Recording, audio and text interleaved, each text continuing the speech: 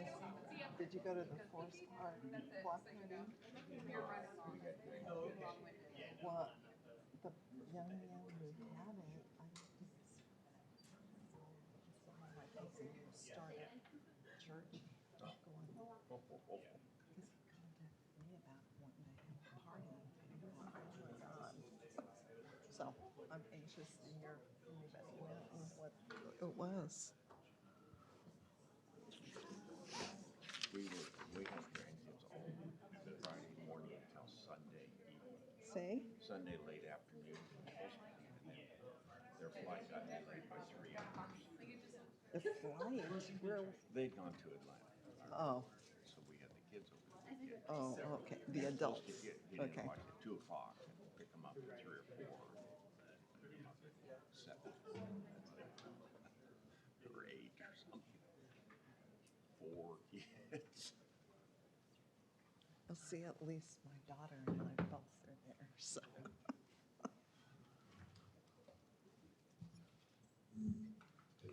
Okay, we'll go ahead and call tonight's meeting to order. If able, please stand for the Pledge of Allegiance. I pledge allegiance to the flag of the United States of America and to the republic for which it stands, one nation, under God, indivisible, with liberty and justice for all. Roll call, Madam Clerk. Mayor Pape. Here. Councilmember Shavetta. Here. Councilmember Kosmeyer. Here. Councilmember Hands. Here. Councilmember Caldwell. Here. Councilmember Leahy. Here. Councilmember Ryder. Here. Councilmember Silvers. Here. Councilmember Yodrich. Here. Thank you, Madam Clerk. Next item up this evening is public items. Members of the public are encouraged to use this time to make comments about matters directly related to the city's programs and services. Comments related to a matter or topic on the city council agenda that is the subject of a public hearing should be provided during the scheduled public hearing and not during the public comment period. Please note individuals making public comments be limited to 3 minutes. The city reserves the right to refuse public comments which are inconsistent with the parameters established from the governing bodies of rules of procedure. We did have a blue sign-up sheet, but there's nobody currently listed on here, but that does not preclude you from coming forward at this time if you'd like to make a public comment. Okay, don't everybody rush at once to the podium, but okay. Please give your name and address, sir, for the record. Greetings, Council. Billy Cron, 6633 West Street. There's an item on the agenda today, First Amendment training, and I want you to pay special attention, I will as well, to the choice of words in that training. There have been officials across the country in the past that have referred to it as unfortunate that people have the right to speak freely, that we just have to put up with it, and it's sort of seen as a sad thing. I think we should embrace it as a good thing. It's what makes us America. It's what makes us Kansas. Thank you, all of you, for your attention. Everyone but Jason's falling asleep right now. Thank you, Jason. You know, it's great that we have this freedom. It's not just in the federal Constitution, it's in our state as well. So embrace that and pay special attention to the words used when that is discussed. Thank you. Okay, is there anyone else like to come forward at this time? Okay, seeing no other individuals coming forward, I'll close out the public section of this meeting this evening. Next item up is the consent agenda. All items listed under this heading are considered to be routine by the City Council, may be enacted by one motion. There will be no separate discussion of these items unless a council member so request, in which case the item will be removed from the consent agenda and considered separately. We do have 2 items this evening. Does anybody wish to have either one of those items removed? Okay, I see nothing that way. I see nothing this way. I would entertain a motion then. Mr. Silvers. Mr. Mayor, I'd like to move that the council approve consent agenda items numbers 1 and 2. Okay, we have a motion. We have a second. Oh, Commissioner Shavetta, sorry. Mr. Mayor, second. Madam Clerk, we have a motion and a second. Councilmember Shavetta. Aye. Councilmember Kosmeyer. Aye. Councilmember Hands. Aye. Councilmember Caldwell. Aye. Councilmember Leahy. Aye.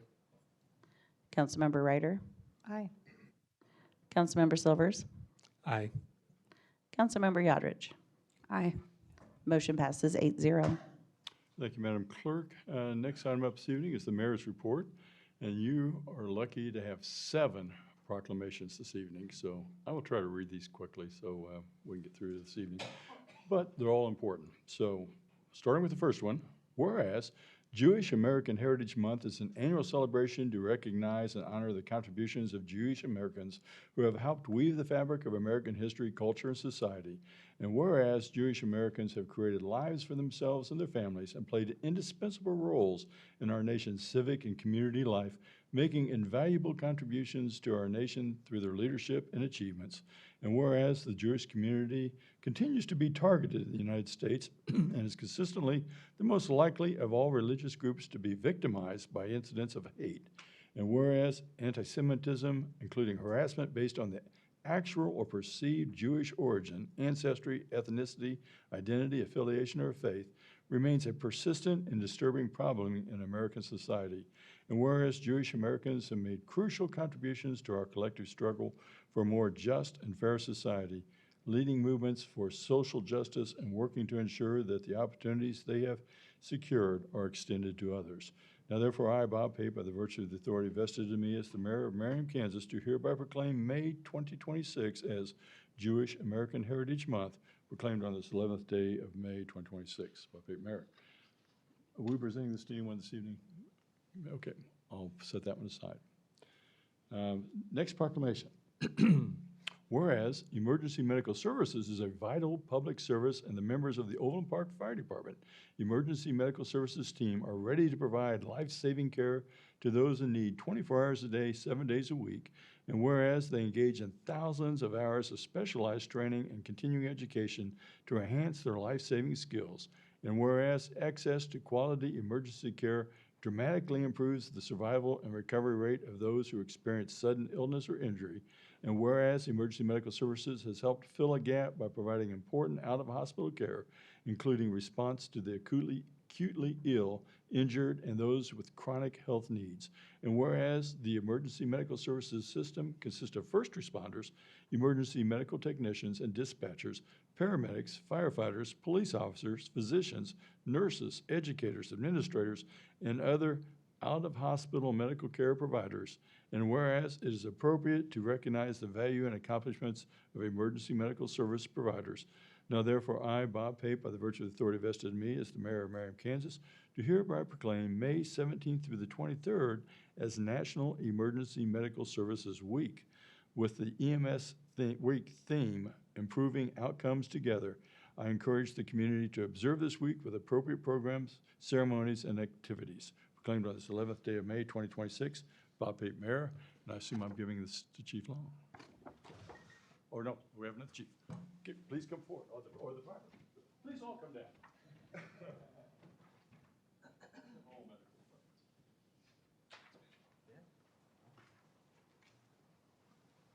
You want me to give this to Kathy? You can give it to Kathy, yeah. All right, congratulations. Thanks, Mayor. Okay.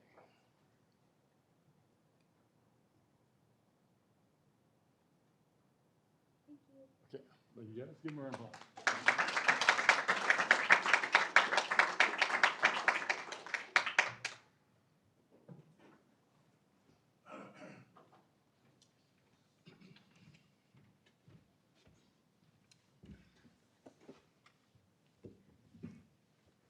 Remember when that captain started as a firefighter. Okay, next proclamation. Whereas there are more than 800,000 law enforcement officers serving in communities across the United States, excuse me, I got a fire in my throat, including the dedicated members of the Marion Police Department. And whereas since the first recorded death in 1786, there are currently more than 24,000 law enforcement officers in the United States who have made the ultimate sacrifice and been killed in the line of duty. And whereas the service and sacrifice of all officers killed in the line of duty will be honored during the National Law Enforcement Officers Memorial Fund's 38th Candlelight Vigil on May 13th, 2026. And whereas May 15th is designated as Peace Officers Memorial Day in honor of all fallen officers and their families. Whereas the City of Marion Public salutes the services of law enforcement officers in our community and in communities across the nation.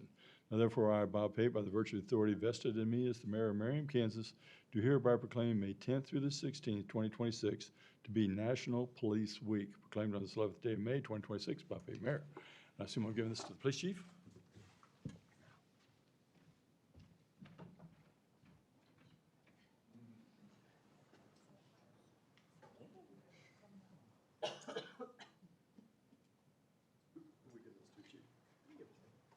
All right.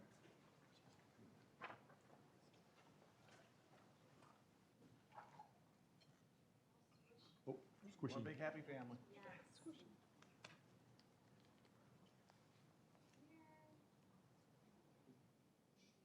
Okay, thank you.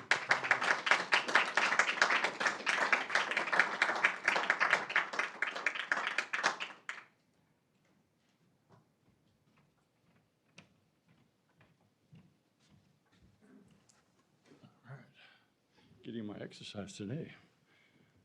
All right, well, we're just honoring everybody this evening.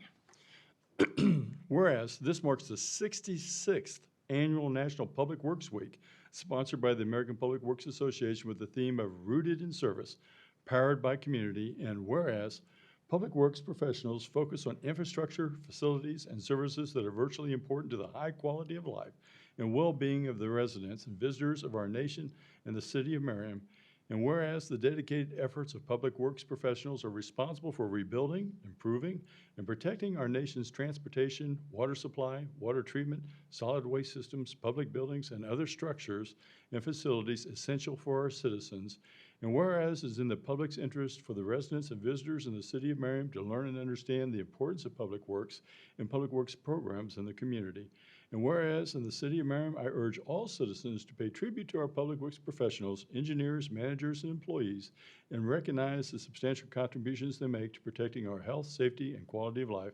Now therefore, I, Bob Pape, by virtue of the authority vested in me as the mayor of Merriam, Kansas, do hereby proclaim May 17th through the 23rd, 2026, as National Public Works Week, claimed on this 11th day of May, 2026, Bob Pape, Mayor. I think we have our Public Works Director. Let's give this one to her.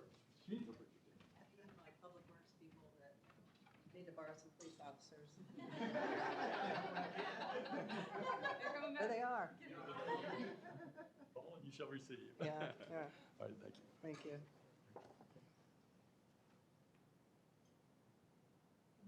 All right, Thank you.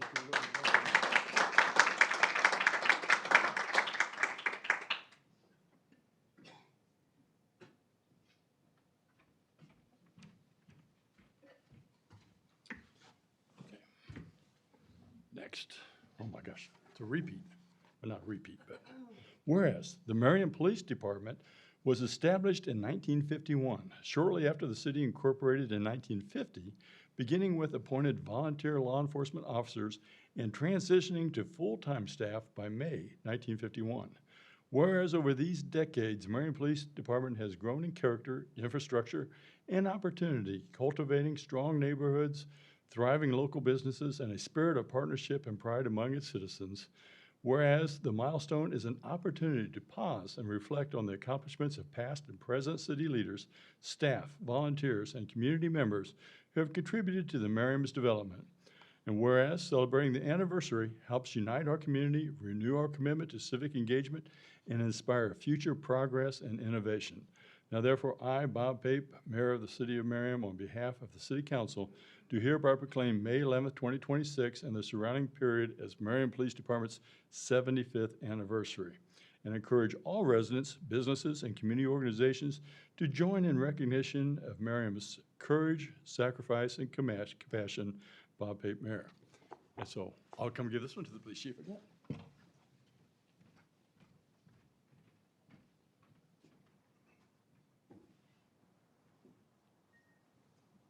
Police Department 2, Fire Department, Public Works 1. Well, you know. Thank you.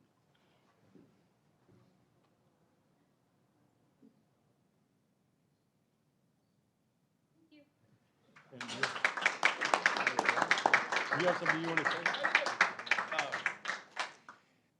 As recognition that 75 years of police service throughout the city, quality service that our police department has provided does not happen in a vacuum, that city council and staff members from all the other departments are very vital in helping us provide service to our citizens. The police department has made up some tokens to celebrate our 75 years to give to you all in recognition of all your service to help us be the quality police department that we are. So if you all would like to come down. Please come down and receive your gift.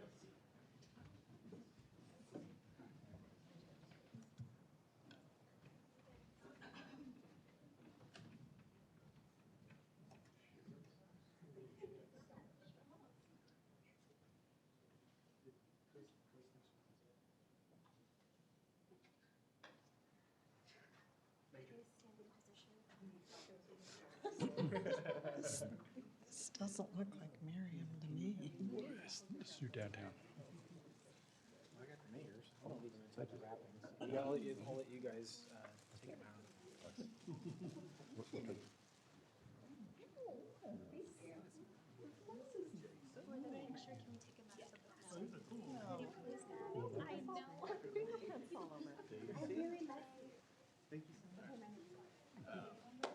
Again, our 70, that's a service coin that we had, challenge coin we had made, reflects our 75th anniversary badge.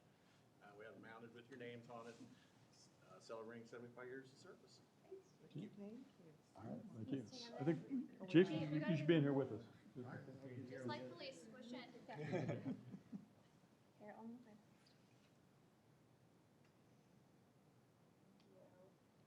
This is All right. great. Thank Congrats, Police Department. Thank you. you.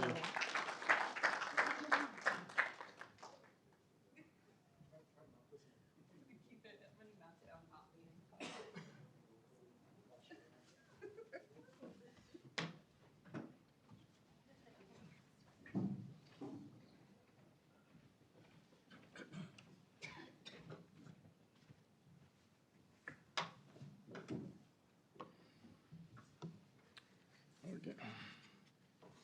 We're getting close. Okay. Next proclamation. Whereas on January 1, 1863, President Abraham Lincoln issued the Emancipation Proclamation, setting in motion the end of slavery in the United States. And whereas the news reached Texas when Union General Gordon Granger arrived in Galveston Bay with Union troops. It was on June 19, 1865, more than 2 years after President Lincoln signed the Emancipation Proclamation, when he told the people of Texas that all slaves were free. And whereas the celebration of the end of slavery became known as Juneteenth, and is the oldest known public celebration of the end of slavery in the United States. And whereas Juneteenth commemorates African American freedom and successes gained through education and celebrates the promises of equality and opportunity. And whereas we honor the generations of activists who helped advance the need to recognize Juneteenth as a way to reconcile our past as we build a new American future together. Now therefore I, Bob Pape, by the virtue of the authority vested in me as the mayor of Merriam, Kansas, do hereby proclaim June 19th, 2026 as a day to commemorate Juneteenth, and I urge all citizens to join in the celebration by attending appropriate programs and events across Johnson County and the Kansas City metro region. Proclaim this 11th day of May, 2026, Bob Pape, Mayor. We have no one this evening for that, do we? Okay. All right. And last, it's my last proclamation for this evening. Whereas we commemorate the Stonewall Rebellion that occurred in June 1969 in New York City that gave birth to the modern lesbian, gay, bisexual, and transgender civil rights movement, and whereas LGBTQ+ pride is defined as the positive stance against discrimination and violence toward lesbian, gay, bisexual, transgender, queer, and others to promote their self-affirmation, dignity, equality rights, increase their visibility as a social group, build community, and celebrate sexual diversity and gender variance. And whereas members of the City of Merriam's LGBTQ+ community contribute greatly to neighborhood revitalization, economic vitality, arts and culture, and the social fabric of our city, county, state, country. And whereas the City of Merriam prides itself on its inclusiveness and protects its residents from discrimination and harassment based on race, color, sex, religion, disability, age, marital status, place of birth, families with children, sexual orientation, or national origin, and whereas we are committed to continued social progress in the cause of human rights, celebrating the great diversity of our community. Now therefore I, Bob Pape, by the virtue of the authority vested in me as the mayor of Merriam, Kansas, do hereby proclaim June 2026 as LGBTQ+ Pride Month in the city of Merriam, and urge all residents or citizens to join us in ending prejudice everywhere it may exist. Respect the rights of all people, celebrate the diversity and richness of our city and county, and attend appropriate programs, ceremonies, and activities proclaimed on this 8th day of June, 2026, Bob Pate Mayor. No one for this one either? Okay, thank you. All right, well, thank you for sitting through all those with me, and they were all very important. I have one last thing for the mayor's report before we kick on the rest of this evening, and I'd like to talk a little bit about what I and other council members have done. And I didn't reach out, so I might have missed some things here, but I know I and a council member attended the FIFA 2026 meeting geared toward our business community. It was sponsored by our Tourism and Economic Development Manager, Karen Crane. All of the business will be our ambassadors here in Merriam. I attended the OPFD retirement breakfast. They always want an update on what's happening in Merriam. There's a lot of excitement about Trader Joe's coming, I'll just tell you that. I attended the Johnson County Kiwanis meeting. I was in charge of speakers this month, and I was lucky enough to get Chairman Mike Kelly of the Johnson County Commissioners to speak about everything in Johnson County. He's very knowledgeable, spoke for 20 minutes without any notes. I couldn't believe it. But I attended the NIMS, which is the National Incident Management System training that was geared toward elected officials' role in an emergency. I think I've taken every level of NIMS training now.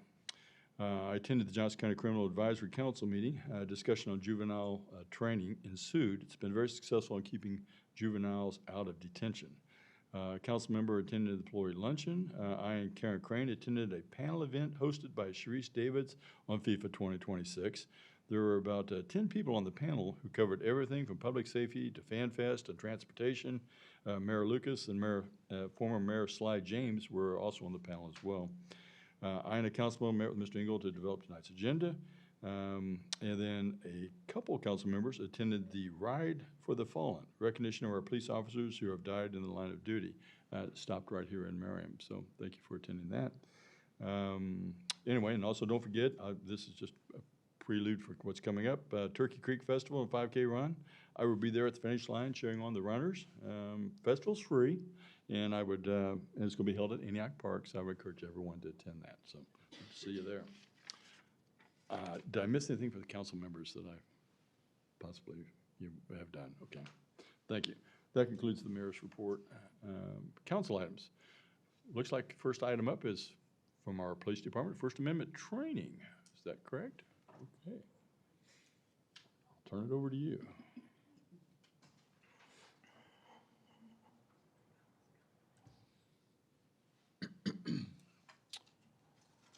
Good evening, everybody. Chris Brokaw, I'm a major with the police department. So this is going to be a brief overview of First Amendments and how it relates to public meetings and how those interact or involve the police department. I kept this fairly short. Shouldn't take me but maybe a couple hours. No, it should only take, but it's only going to take a few minutes. But so the first thing, just to kind of give you guys an understanding of the type of contacts that the police department has. There's basically, you can sum them up in pretty much into 4 different categories. First one's voluntary contact. That's just your everyday citizen contact. I'm going down to Quick Trip. I have conversation with somebody. Nobody's in trouble. You know, the person's not under arrest or even detained or anything like that. They're free to leave at any time. Investigatory detention is a contact where somebody is being detained. The officer has reason to believe that a crime has, or is about to occur. This would be something like, we get these very often. Somebody calls the police reporting that something has happened. We get there. All we have to go off of is what we're being told over dispatch. We get there. We end up detaining, you know, a person or persons involved, and then we do our investigation after that. If we determine a crime hasn't occurred, we release the person. If we determine that we get enough to show that a crime has occurred, then we move on to probable cause, which is at the bottom there. The third one's a public safety stop. This doesn't really happen all that often, but it has happened before. A classic example is you're driving down the road, somebody has a sign in the back window that says, "Please help me," and the police officer stops the person or the vehicle just to investigate, see what's going on with that. finally probable cause to make an arrest. That is enough evidence or enough information that is available to lead an officer to believe that a crime has occurred, and there's enough to arrest that person. So, First Amendment, I probably don't have to read this to you guys. A lot of you, or most of you, probably already know what this is about. But First Amendment's protection of religion, free speech, press, assembly, and petition. So these things are protected, and we get involved on whenever the things are not protected. So certain types of things not protected are threats, defamation, incitement of violence, and obscenities, which a lot of times that's mostly curse words, but it depends on the context of the curse words that are being said. So, there are a couple different types of crimes that we as the police department deal with as it relates to public meetings, such as this one or any public meeting that happens within the city. So we adopted UPOC 7.12, which is interference with the conduct of public business in public buildings. Conduct at or in any public building owned or operated or controlled by the state or any of its political subdivisions, so as knowingly deny any public official, employee, or invitee the entry or use of the existence of the building. So I underlined, if you go down to the third one there, that's probably one of the most important ones that kind of applies to this, or one that we would often would come up with involving the police department.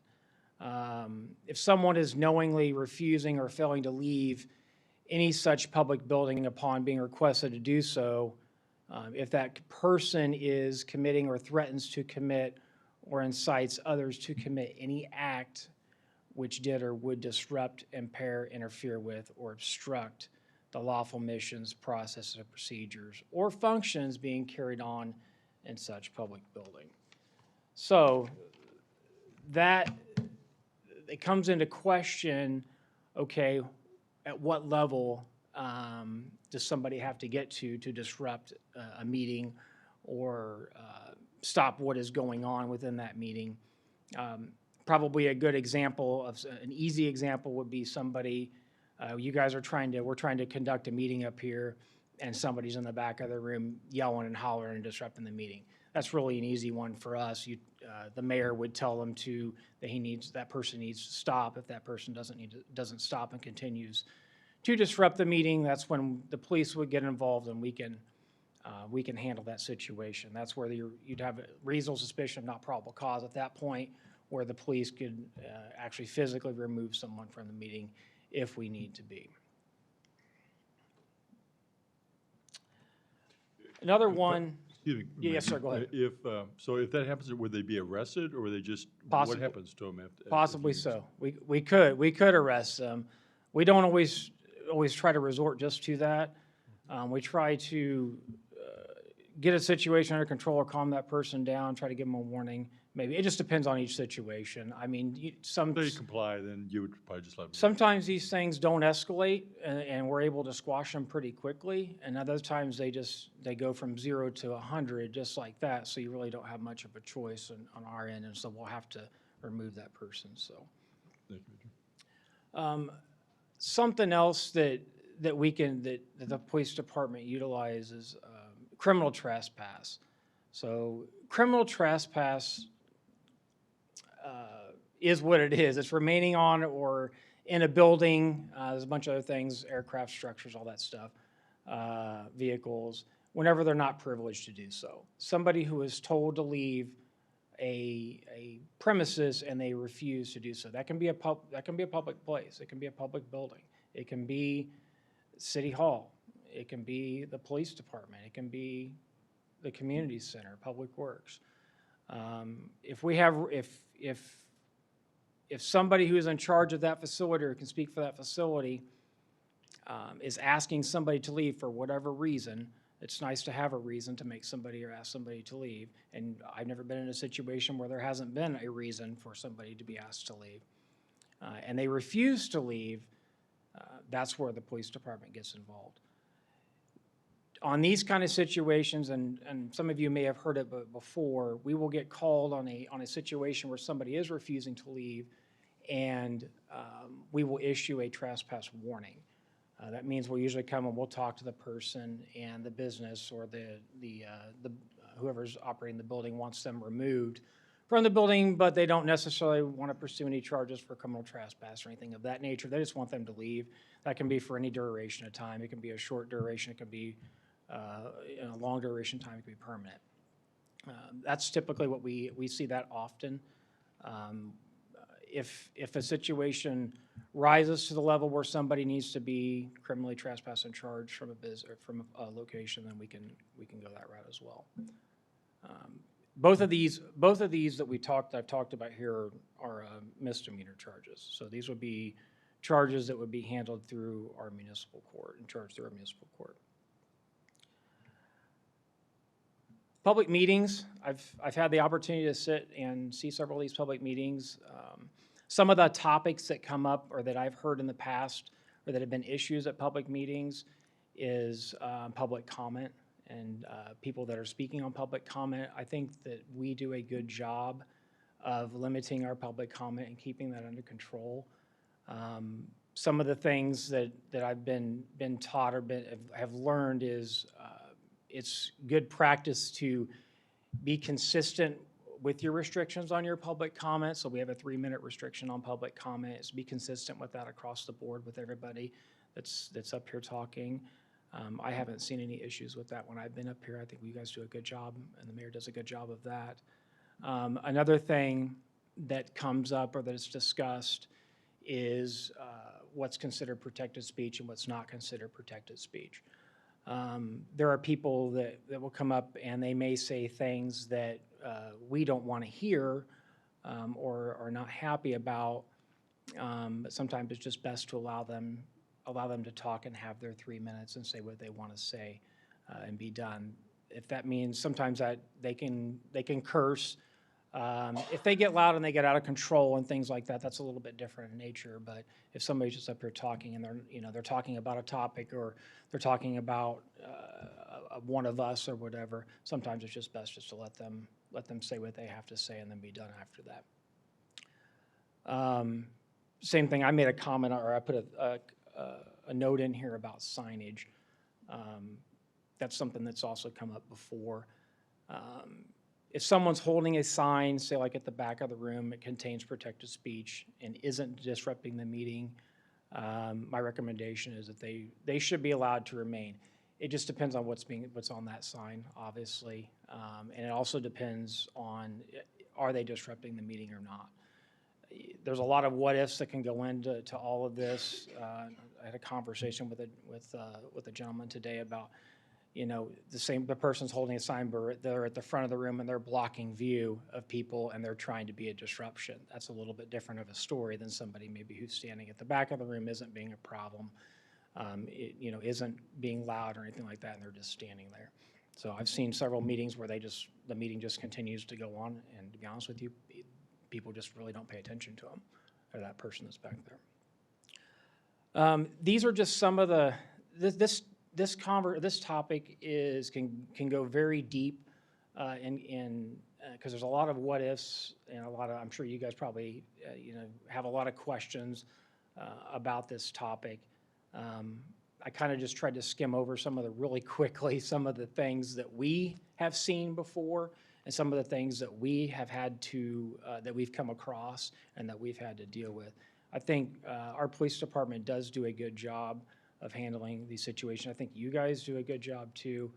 From everything that I've seen, I think as a city and as a whole, I think we do a good job in dealing with this topic and handling this. So if you guys have any questions for me, I would be happy to do the best I can to answer. I can get you some answers, and the chief's here too, so I'm sure we can. Any questions for Major Brokaw? This way? No? Need this way? Okay. Okay.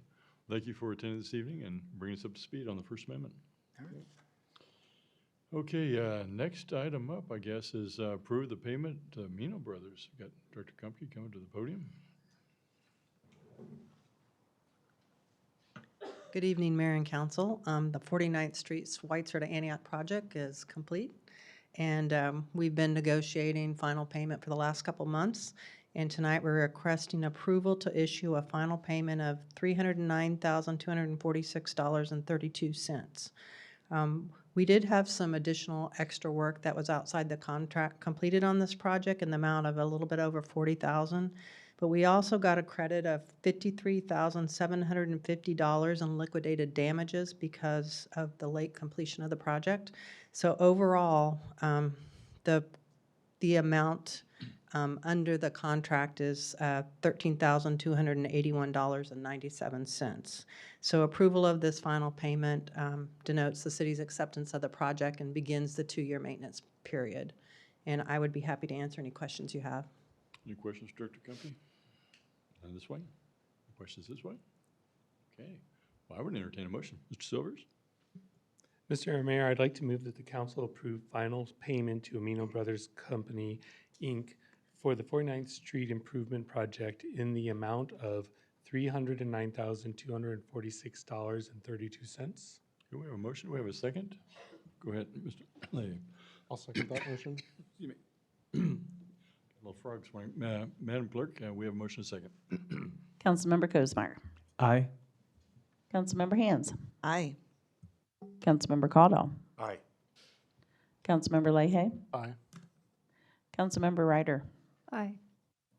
Councilmember Silvers. Aye. Councilmember Yodridge. Aye. Councilmember Shavetta. Aye. Motion passes 8-0. Thank you, Madam Clerk. May CIP update is our next one. There you go. The May CIP update is in your packet, and I'd be happy to answer any questions you have. I did want to note the Quail Creek, I guess it's the Burnham Estates, but we're calling it the Quail Creek Phase 1 project, is beginning the week of June 8th. And there's a public meeting at the community center on Thursday, May 28th from 5:30 to 7:30, where the residents are invited to come and review the plans and meet the contractor and talk about the project. So happy to answer any questions about that project or any of the other projects we may have. Ms. Hands, go ahead. So as far as we know, the 75th Street Bridge is on schedule? I emailed them today and they said they're a little behind, but we'll see if they catch up. Okay. So it depends on some of the concrete and the, how long that takes to cure. So I'm hoping that we're still on track. Okay. I just want to be sure they know we're very interested. Thank you. They know that. Yeah, thank you. Any other questions for Dr. Kumpke? Go ahead, Mr. Silvers. I actually don't have a question. I just wanted to say that the 49th Street project looks amazing. The dedicated Sharrow lane for bikes and then all the Sharrow marks are being very well received. Good. And I really want to congratulate you and your team. That was a difficult project and you all handled it great. Thank you. Looks very nice. Any other questions? Okay, I see none either way. Thank you, Thank Director Kumpke. Single hauler update. Looks like we have Ms. Gard coming to the podium. Good evening, Mayor and Council. I apologize being late. My son had his Cub Scout graduation, but I'm here. Single hauler update, I don't have much from the last time I spoke with you all. We don't have a second council meeting in May, so you get both these updates today. I mentioned we're working on the Fall Highlights magazine, in which we will finalize route scheduling and bin distribution. I don't have those details for you tonight, but like I said, we'll have those within the next couple of months here. I'd be happy to answer any questions. Any questions, Ms. Gard? See none either way. Okay, thank you for the update. Okay. And I assume next one up is probably you, Downtown Master Plan update. It is. Actually, City Administrator Engel and I are going to tag team this, but I first want to bring up our web page. Oh, I won't remove yours. I'll add another one.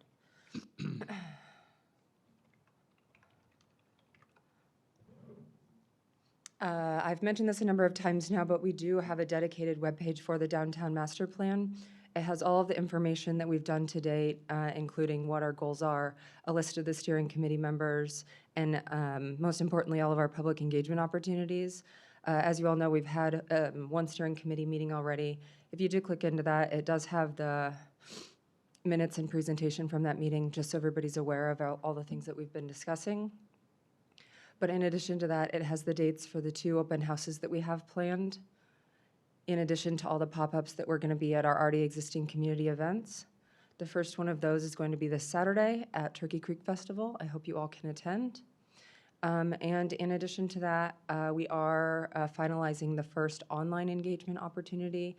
That's for any individual that either doesn't want to participate in person or also wants to participate online. So more information on that will be posted once we have that information.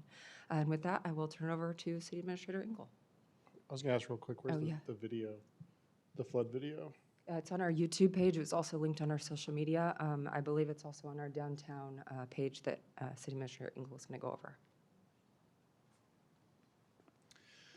Thank you. I wanted to take the opportunity to kind of bridge, as I mentioned at the last meeting, we're going to have the Corps of Engineers at our next regularly scheduled meeting, which will be June 8th.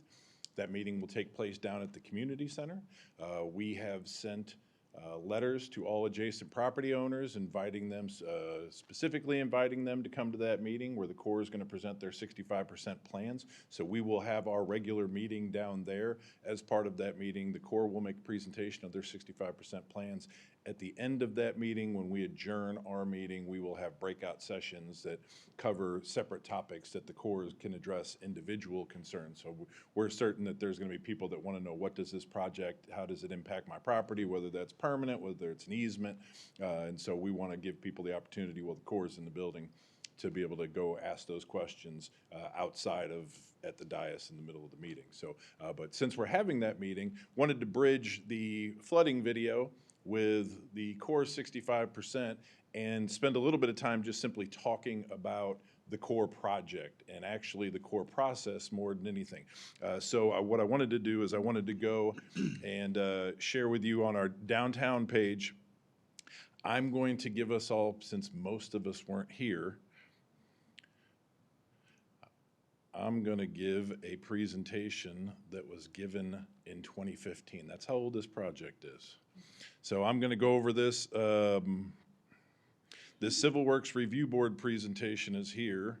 Just wanted to show everybody where it's at, but I'm going to, just for the sake of making it full screen, I'm going to pull it over here. Okay, here we go. This was presented in 2015 from the Colonel to the Civil Works Review Board in Washington, D.C. We sent a CIP representative. 2015, I don't know where some of my council members were. I know I had at least one of them here. I had one that was a fire chief.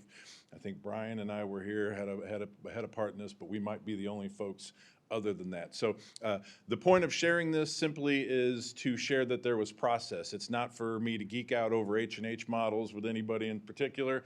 It's just basically to say that we had a process, that this process started a long time ago, and while there might be people that don't remember the process, it doesn't mean that there wasn't one. So wanted to make sure that we used the original documentation, because I'm not here to interpret what any of these things meant. I wasn't a part of them. However, we are responsible for them now as the officials of this city. So wanted to go through this and answer any questions as best I can. We actually have Brian here who might be able to help a little bit. But again, this is not specifically to dwell on particular numbers and things. They have changed, some of them, since 2015, as you can imagine. And again, this is based upon a feasibility study. 65% is way more precise than a feasibility study is. But again, it's just to share the process and that we had one. So I will try to blow through. There's about 70 pages in here. I'm not going through 70 pages. We're going to look and stop maybe at about 20 of them. So project briefing outline, we'll get to each one of those. District recommendations, high level, approve Upper Turkey Creek feasibility study, and release a proposed chief's report for the state and the agency review. The recommended plan, this is the plan that the Corps actually constructed, is what we call 2D. We'll get into that in a little bit more detail here in a second. But Plan 2D reduces the flood risk and damages the city of Merriam. It recommends flood wall and levee at certain heights. Those things have all changed once we got in there and started designing, so let's not not pay attention to them, but it required modifications of the Merriam Drive and pedestrian bridges. The plan, actually, the most salient part of this is actually what was approved in terms of the authorization by Congress, is that the plan that you will see at our next meeting has a 73% reduction in expected annual damages, and it's got an 83% probability of containing the 1% ACE event. That is what is generally known as the 100-year flood, but the Corps uses 1% ACE because 100-year flood implies that these type events only happen once every 100 years. They could happen twice in a year. They could happen twice in a week. It's a statistical probability. So when we talk about a 1% ACE event, we use it interchangeably sometimes with the 100-year flood event, just to be clear. The net annual benefits, these are 2015 numbers, so these are not going to be updated. These are from 2015, as is the benefit and cost ratio. But this is the information that propelled this project forward. Feasibility study timeline, you can see that the study started in September of '02. I'm not sure any of us were around here other than maybe the chief and the mayor in '02. I don't even think Councilmember Hands was on council in '02, and there's not a whole lot of things we can say that are still current that applies to. But study started in September of '02, went until the conclusion of it was in about 12, until we hit what we call Atlas 14, which I will go into in a little bit more detail here in a second. That required an alternative formulation of the project. And then we got to the point of where it was approved in May of 15. So there was a 17-month delay. Total cost of the study, which was split 50-50 between the local sponsor and the federal government, was $3.2 million. And here's the recommended plan. Did I go backwards? I sure did.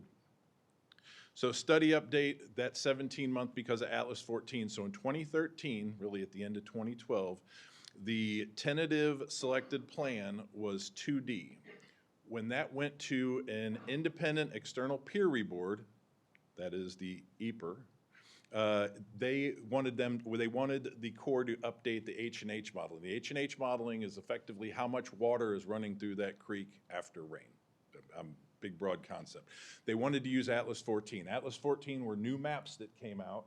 They were initially conceptually released in '04, but the Midwest version of them came out in like 12 or 13, which was basically elevated rain events. So not necessarily that you're going to have more rain, but because of climate change, you're going to have more isolated events with the same amount of water. So as opposed to, again, making these things up, actually we might be able to defer to somebody that knows a little bit more about it than I do, but let's say your average is 8 inches of rain over the course of May, and that's usually spread over 15 days. It's the same amount of rain that's going to be spread over 3. So as you can imagine, that amount of water going down our creeks creates issues. So it's also important to explain that when we're dealing with these federal agencies, they're not all connected. So we're working with the Corps of Engineers. The Corps of Engineers engineers flood mitigation solutions. They build berms and walls and things that protect property and convey water from point A to point B and protect things on the outside of them. We also have FEMA. FEMA makes flood maps. Flood maps are what inform the federal flood insurance program, and in those maps requires flood insurance and then the subsidies that go with it from the federal government. The rain that goes into the creek comes from maps that NOAA, the National Oceanic and Atmospheric Association, create. Atlas 14 was from NOAA. It was going to impact FEMA, which were the flood maps, which is what the project 2D was being built to address. Are we kind of tracking all of that? We've been doing this for a long time, so we understand it maybe a little bit more when we say it out loud. So the independent review said we need to use the increased rain events on our solution. That is what we did. It required some updates. This is just our purpose and authority. We've got some maps. We're going to get into the details and how all that stuff is impacted. So the problems and opportunities is flood risk awareness, but we've got some problems, severe flash flooding. We got low response times. I think everybody recognizes that flood comes up, that water comes up and it goes down very, very quickly. It's a heavily urbanized watershed. We've got limited channel conveyance, meaning like there's not a whole lot of room in there, right? We see when that water comes up pretty close to the top the majority of the times that it comes up. We've got property damage because of the commercial and industrial area in there. And then we've got clearly lots of money worth of investment. These are old numbers and annual damages. We talk a lot about annual benefits and annual damages. They basically take the cost of these flood events and they annualize what the annual damages would be or the residual damages. So you're going to see some of these numbers and kind of go, is that what we're spending each year? It's kind of an annualized number so they can make an apples to apples comparison between solutions. So historic damage from flooding, we have all this. I'll just point out down there at the bottom where you've got, when we talk about the difference between duration, where if you're using, say, rainfall in 24 hours versus rainfall in 1 hour, those can be two totally different things and have the same impact. So when we look at the 1977 flood, there was total rain of 10.9 inches and the peak hour was 1.6 inches. If you look at 98, almost half of the rain that fell in 98 fell in 1 hour. Both of those have the same impact on the creek. It's a lot of water that's in the creek all at once. It has to go somewhere. Historic damages from flooding. The 98 storm approximates the 1%, so that was for 1 hour, that was considered a 100-year event. Flash flood risk, again, warning time, we don't have a lot of warning time. Proximity to population, velocity, inundation depth, it gets pretty deep out there and you got a lot of moving water. These are all risk factors. I'm going to flip over this. This is just basically, those are all your properties that are in the floodplain, the amount of water and how quickly it's moving. So this is all hydrology stuff at the different locations along the extent of the creek. So we got into the planning. We came up with planning goals and objectives. We did that with the community and with the help of the Corps. Reduce flash flooding risk was number 1. 2, reduce potential loss of life and property damage. Those were the goals and objectives that were agreed that we were going to try to do. Now I'm going to get in here and I'm going to start reading some things because I think it's important that we understand some of the options that we looked at and how we selected the one that we went with 2D. So what you've got here is there's structural measures that were considered, and then there were non-structural measures that were considered. And it's exactly what it sounds like. So I'm going to read a highlight of what these are. So across your x-axis up there, you've got your measures. Completeness, effectiveness, I'm just going to read what they are. Effectiveness, whether the measure or alternative would be effective in maintaining an acceptable level of flood risk management. Environmental effects is direct and indirect effects of natural resources and cultural resources. Direct effects are those effects associated with the construction. Indirect effects are those effects that would occur as a result of change in environmental conditions resulting from the construction or operation of the project. Social effects, direct and indirect effects on socioeconomic resources such as transportation, regional growth, public safety, employment, recreation, public facilities, and public services. Acceptability, the environmental, cultural, and public acceptability of alternatives. Implementability, the existence of significant outstanding technical, social, legal, and institutional issues that could affect the ability to implement any alternative. There's the cost, the first cost of the project, cost of local operations and maintenance, and long-term residual cost. You've got risk, which is the uncertainties, vulnerabilities, and potential consequences of any of the alternatives. Separable mitigation, the potential need for mitigating results from, mitigation resulting from the project's implementation to address the environmental, hydraulic, or other impacts. Then you've got cost effectiveness. This criteria is a comparison of expected economic benefits and estimated costs for each alternative and between different alternatives. All of these are governed by what they call P&G criteria. So all of this is P&G criteria, which is how federal agencies evaluate projects. This is a standard criteria across your x-axis at the top. Then when we talk about the measures that were looked at, so for structural measures going from the top to the bottom, we looked at offline impoundment and detention, which is floodwater that can be managed by providing offline or channel storage, which is designed to contain only the peak of the flood hydrograph. We've got inline impoundment or detention, which is impoundment and managed release of floodwaters by a dam, reservoir, or detention basin that can be effective flood management measure. Levees, we know what levees are. Flood walls, we know what flood walls are. Flood walls, we've got bridge retrofit or replacement. Flooding is increased where an existing bridge causes a substantial constriction in the channel flow area. It is sometimes necessary to replace the bridge with a wider or higher structure, thus modifying a bridge to increase the amount of flow area. Although this can be costly, if the bridge is the managing factor in the flooding, the modifications are necessary to realize substantial benefits from other flood reduction measures. Channel modification, reduced flood stages can be achieved by widening, deepening, clearing, and straightening the stream channel. Then flow diversion is really it's diverting water during high flows rather than replacing the bridge or culvert. And this becomes important because this was actually an option that was looked at, which was diverting the Merriam Drive Bridge. So those were all structural measures that were considered against all of these criteria. As you can see with the Consumer Reports rating here, red with a circle is most favorable, black, solid black is least favorable or least feasible. You can see in there that of all of these, when looked through the lens of those measures, levees, flood walls, and bridge retrofit replacement were the three that rose to the top in terms of criteria that meet the federal criteria. Non-structural measures, floodproofing, again, over on the left. Floodproofing is a combination of structural changes and adjustments incorporated in the design, construction, alteration of individual buildings. There's no rating there because we don't control floodproofing when we don't control the buildings. Elevation, lifting of existing structures to an elevation greater than flood elevations using fill material, extended foundation walls, piers, posts, or piles. Relocation is the physical movement of at-risk structures out of the flooding area and buying land. Floodplain evacuation, the permanent relocation or evacuation of existing development subject to flood damage. Flood warning system, self-explanatory, they have those on some creeks, and then some floodplain or evacuation buyouts. So again, these were non-structural measures that were considered as part of the process in terms of how we want to address the flooding down there.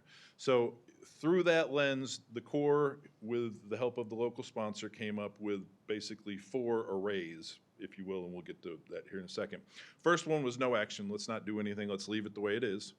The second is levees and flood walls. Levees and flood walls work well within the space constraints because we are constrained in space. We are the built environment in many places downtown. Flood walls have smaller footprint. Channel widening, the plus to that, it is very, very efficient. And there's a lower risk of non-performance. That's because channel widening, as opposed to levees and walls where we're building up to contain water, channel widening, we're just cutting back the existing earth, so there's not as much of a risk for failure because it is literally the banks that are holding the water in. And then you've got buyouts or relocations. We just remove, that eliminates the risk, and we did do some of that up around Brown Park and a few other places within the community. So we looked at 4 different arrays: channel widening, levees, and floods, a combination of channel widening, levees, and floods, and then we looked at non-structural, which was floodplain buyout. Each one of these, in each array, there was at least 4, if not 5 or 6 alternatives that were looked at. What you're gonna look here is flow capacity, that's cubic foot per second. So basically, when you're talking about channel widening, it's how much extra water could we allow through that channel if we widened it? You can see some of those. Top one is bottom width of the creek would be 40 to 46 foot with 3-to-1 slopes. The bottom one includes is bridge modifications and would have 100-foot bottom width all the way through the creek with a 2-to-1 slope. But clearly that thing lets through way more water at 15,300 cubic foot per second than the alternative 1A. Levees and flood walls, basically how high of a levee or flood wall do we need to put, how much levee or flood wall do we need to put vertically from point A to point B to hold back the water. So you can see that varies from the how much levee and flood wall and how high the wall is. Then you've got a combination of them, and then you've got the property buyouts. So again, these numbers are have all kind of been recalculated based on the world as it exists today, but it's just, again, to show that there were many, many options under each one of these headers that were looked at. So the detailed screening of this, ultimately at the end of the day, alternative 2D, which was the preferred method, was chosen because it has the least residual damage being defined as the amount of economic cost, loss of life, anything that could occur after the project. So residual damage is flood risk that remains after a project in terms of project completion in terms of economic damage, property destruction, or threat to life safety. So that has the least residual damage, has one of the highest cost benefits, so therefore it has the highest net benefits, bang for the buck dollar that we're gonna spend with our local partners and our federal partners if we're gonna do that project. So that was the project that we moved forward with. What ended up happening is, again, Atlas 14 came out, so when we were going to external independent review, they said we needed to use new hydraulic figures based on Atlas 14. And then we needed to add another plan. So what that did is we essentially took 2D, which was the project that I just shared with you, and we said, okay, we're not going to increase the walls of this. We're going to we're going to leave it the way it is. At the time, it met the criteria for flood insurance, meaning that we would get it out of the floodplain. So if we did 2D at the time, it was a slam dunk to get certified out of the floodplain, or out of the floodplain and flood insurance. When we added the additional water, it took that plan down from 99.5% assurance that it wouldn't flood to 83%. Still a good number, but not 99.5%. So there was an alternative plan that was created, which we called 2G. And I say we, but it wasn't we. We created that was called 2G, and that was how big of a berm, how many walls do we need to create, how much of it, if we want to get back to 99.5% assurance. Okay, so that's what 2G is. We also went back and we looked at, we wanted to add a couple additional, the next two closest projects in that array, which were 2B and 2C, and we ran all of the new rainfall through there. So we still tracking with me? I know there's a lot of technical stuff here. So we basically went back and we had 4 that we looked at. We looked at the one we chose, the 2 closest to it, and a new one that would put us at 99.5%. There was some engineering things that came out of that, clearly some cost increase. We had to do some foundation changes. But you can see this is a comparison between where we were before we put Atlas 14 data in there and where we were after Atlas 14 is. So you can see that at the Merriam Marketplace, just the amount of flow, that's the amount of water increased from 15,700 cubic foot per second, it increased by 13%. That's approximately about 15,000 gallons per second in an additional amount of water that's running just, if you look right across the creek and you could measure all that water running in front of you, effectively, that's how much it increased using Atlas 14. It also increased the flooding surface elevation, so how high the water is at each of these points that it's flooding at a 1% event. So you can see it increased half a foot, so there's a half a foot more water now with Atlas 14 at Shawnee Mission Parkway, an extra foot at Johnson Drive, almost an extra foot at the Merriam Marketplace, but at the Merriam Drive Bridge, it's about 1 1/4 foot over, and that bridge is creating a constraint because of the bend in the creek right there.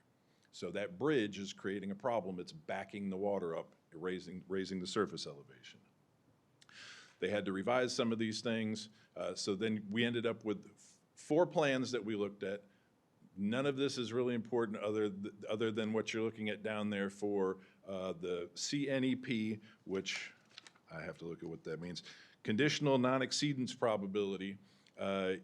What you've got there is Plan 2G, 99.5% that the 1% flood event, rain event will not flood downtown. Plan 2D is now 83%, and then those other options are 74 and 64. Those would be, those were deemed to be unacceptable. We're not going to make the investment, the disruption, all of those things if we don't have a little bit more measured expectation of success that we're not going to have our businesses flooded out. So this is just basically what you're looking at is future without the project. This is what the flood maps generally look like today. This is what they would look like with the project completed. So walls and berms. The light blue in this map would be your 500-year flood. The hatched dark blue is your 100-year flood, your 1% versus your 0.2%. And this is pretty close to what you're going to see in a month. I mean, this map's going to be very similar to what the 65% current core projects are. Real quickly, I will add that nobody regulates the 500-year flood. It's only the 100-year floodplain that gets regulated. So we've got some cost sharing. We don't want to look at that because we're going to be surprised in 2 weeks if we're relying on those numbers to still be accurate. So we've got some residual risk from 2D, basically. We've got residual annual damages estimated at $1.3 million. That just means in 2015 dollars, because it's 83% versus 99.5%, there's still a risk of flood. And when that flood comes, when they annualize the cost of the damages in 2015 dollars, it was still substantial, so there's still the risk of flooding. The exceedance probability is 5%. That means about every 10 years, there's a 5% chance it could happen. Exceedance probability of 23% over 50 years, it just increases the further in time you go. I believe I'm saying that right. If I'm not, disclaimer, this is what I do. Sponsor maintains robust flood preparedness and response plans. Then we clearly have to worry about some climate change. I think there are rumors that there will be an update to Atlas 14 somewhere in the next 5 to 10 years. We don't know if that's going to impact our project. We've been pretty clear that, hey, what we didn't want to do was design this project and get things out of the floodplain, and then 3 years later there be new maps or new rain data, and all of a sudden we're back in the floodplain. So we've tried to be very, very clear that that's our expectation, that that's not going to occur. This is just risk analysis for cost. We did some environmental. You would be surprised the historical, archaeological, and environmental work that they do when they're going to tear into to make these solutions at the local level. Public involvement, we had 9 meetings and workshops. There's let's see, where am I at in here? In Chapter 8, which is not addressed in here, but other than right here where it says public involvement, there is actually a listing of all the meetings. So dating all the way back to July 25th, 2001 was the first meeting. The last meeting that they had was on October 14th, 2014. There were stakeholders that were involved in this process were the Drainage District, Downtown Marion Partnership, MARC. There were open houses, workshops, public meetings, press releases, project brochures. We actually had a website that all of this was on. Again, this has been on our website since 2015. It's not top secret. It's been there. We've got a video that the Corps created back then that's still on our website and has been for over a decade. Implementation schedule, all of this goes in the air, but just when we were in May of 2015, you were looking at 9 years if we would have plowed straight forward from that point till the project was going to be done. I can't imagine that timeline has changed. So again, the core project is a commitment of not just time and effort, but money and disruption. Conclusion recommendation. The recommended plan's feasible, will reduce the flood damages, it's economically justified, and the recommendation was that the Civil Works Review Board approve it, which they did this day. Sponsor support, there's about 40 more slides in here I'm not going to go into. That's basically, again, the point was just to share with everyone that cares that there was a process, there were options that were explored. All of this information is available on and has been available on our website in the engineered document.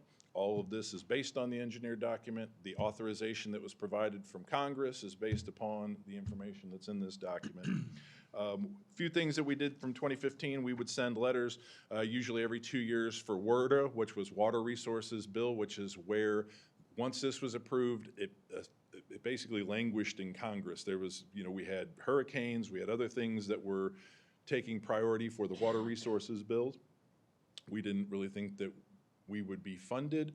However, we kept at it. We sent letters every 2 years for water resources. In April of 21, we had letters from the Downtown Marion Partnership, the Chamber, and the Visitors Bureau to Representative Davids, saying we were still supportive of this and that there was rumors that they were putting together some sort of large bill coming out of COVID.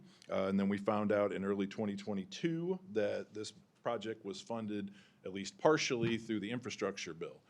So there were efforts between 2015 and 2022 to continue to push this thing forward. We had hosted a luncheon with our county commissioners and our SMAC, Stormwater Management Advisory Council, board members back in 2015, 2016, just to make sure that they were still committed, that we could still move forward with this. Again, at that point in time, things perhaps have changed. You've got different bodies that are there now, but again, this is something that we have continued to carry forward. I would say I'm happy to answer any questions. I don't want to answer any questions, but I will attempt if you ask me. But again, the point of this was really just to provide a bridge between the why, which is flooding, and what the solution was with the Corps, and that will be on June 8th. Again, just to share that there were process, there were options, there was public input, lots of work that was put into just to get to 21, 22, let alone all the work that you're going to hear from the Corps that's occurred the last 3 years. So dry material, I apologize, just felt like we had a light agenda. I figured I'd throw this out to everybody.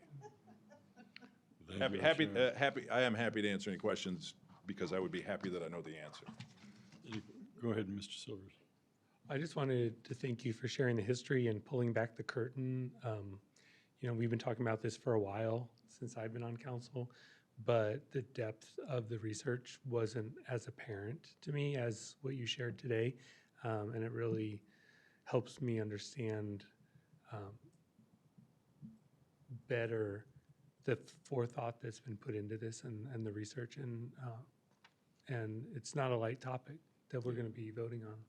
Yeah, thank you. I think because we've, at the staff level, since the Corps showed back up, we've been living it, we've been inundated in it, we sometimes forget that and because it's taken 20-something years, there's a lot of work that's been done before we ever got to the Corps showing back up on the scene. And I think what we certainly, it's certainly that we can't prevent it from occurring, but we certainly don't want people thinking that the Corps and or the city just magically pulled this solution out that was 65% and there was not input from downtown Marion Partnership or Mark or the county or our residents through a variety and various meetings that actually they weighed in. The community has weighed in on this, even if maybe some of those people are no longer in the community. Federal government doesn't look at it that way. They just operate at a different speed. They look at the local sponsor and say the local sponsor played a part in this, was supportive of this, and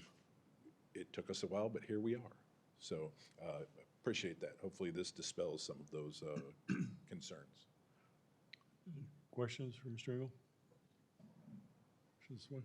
Again, this is available on our website, has been, will be, and we will look forward to the Corps' presentation on June 8th. Thank you. Thank you, Mr. Engel. Just an FYI thing, I did meet with Sharice Davids briefly after that last week and mentioned the fact that we're still working with the Corps, and she said, if there's any way she can help, let her know. So, okay, next item up is informational items. Park and Recreation Advisory Board. Minutes were in our packet. Any questions on that, or you seen the director for that? Guess not. Okay, it looks like we have an executive session this evening, Mr. Engel. Yeah, let's try 30 minutes. 30 minutes? Okay. All right. Well, I would entertain a motion for executive session. Who would like to entertain that? Okay. I think Shadridge is going to do that for us. Mr. Mayor, I move that the governing body recess into executive session for preliminary discussion related to property acquisition pursuant to KSA 75-4319B6, which allows the governing body to hold an executive session for preliminary discussion of property acquisition. Present will be the governing body, city attorney, city administrator, assistant city administrator, and community development director. The meeting will reconvene in the council chambers at 8:45 p.m. Okay, we have a motion. Do we have a second? Okay, go ahead, Ms. Shveta. Mr. Mayor, a second. Madam Clerk, we have a motion and a second. Councilmember Hands. Aye. Councilmember Caldwell. Aye. Councilmember Leahy. Aye. Councilmember Ryder. Aye. Councilmember Silvers. Aye. Councilmember Yodrich. Aye. Councilmember Shavetta. Aye. Councilmember Kozmeyer. Aye. Motion passes 8-0. I assume we'll be in the back room? Yes, okay.